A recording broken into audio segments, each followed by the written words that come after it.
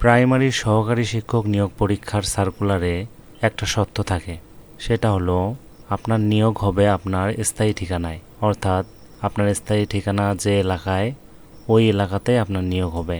যদি কোনো কারণে আপনি স্থায়ী ঠিকানা ভুল দেন, তাহলে আপনি পরীক্ষায় পাশ করলেও, অর্থাৎ আপনার চাকরিটি যদি হয়েও যায়, এরপর আপনার চাকরিটি বাতিল করা হবে।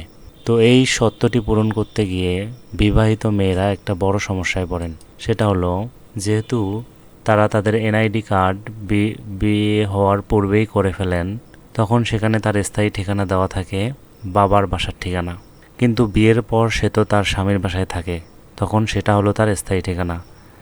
এখন এই পরিস্থিতিতে সে কি করবে?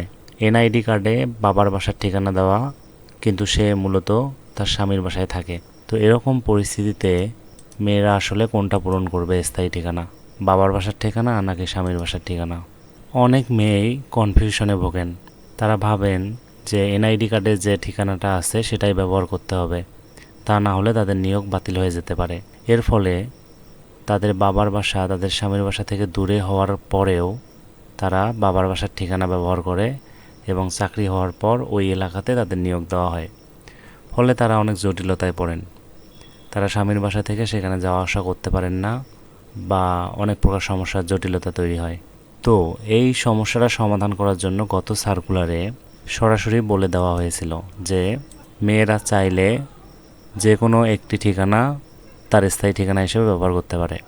অর্থাৎ মেয়েরা বাবার বাসার ঠিকানাও স্থায়ী ঠিকানা হিসেবে ব্যবহার করতে পারে, অথবা স্বামীর বাসার ঠিকানাও স্থায়ী হিসেবে ব্যবহার করতে পারবে। এর মানে হলো, এনআইডি কার্ডে যদিও আপনার বাবার বাসার ঠিকানা দেওয়া, আপনি আপনার স্বামীর বাসার ঠিকানাও স্থায়ী হিসেবে ব্যবহার করতে পারবেন। সব থেকে ভালো হয় যদি বিয়ের পর আপনি নির্বাচন অফিস থেকে আপনার ঠিকানাটা পরিবর্তন করে নেন। বিয়ের পর মেয়েরা স্থায়ী ঠিকানা তাদের এনআইডি কার্ডে স্বামীর বাসার ঠিকানা চেঞ্জ করে নিতে পারে। তো আপনারা যদি এটা করে নেন তাহলে আপনাদের আর কোনো সমস্যা থাকে না। কিন্তু যারা এখনও এই পরিবর্তনটা করেননি, তারা কনফিউশনে ভুগতেছেন। আপনাদের কনফিউশনের কিছু নেই। আপনারা স্বামীর বাসার ঠিকানা অথবা বাবার বাসার ঠিকানা যে কোনো একটি দিতে পারবেন। ধন্যবাদ সবাইকে, দেখা হবে পরের ভিডিওতে।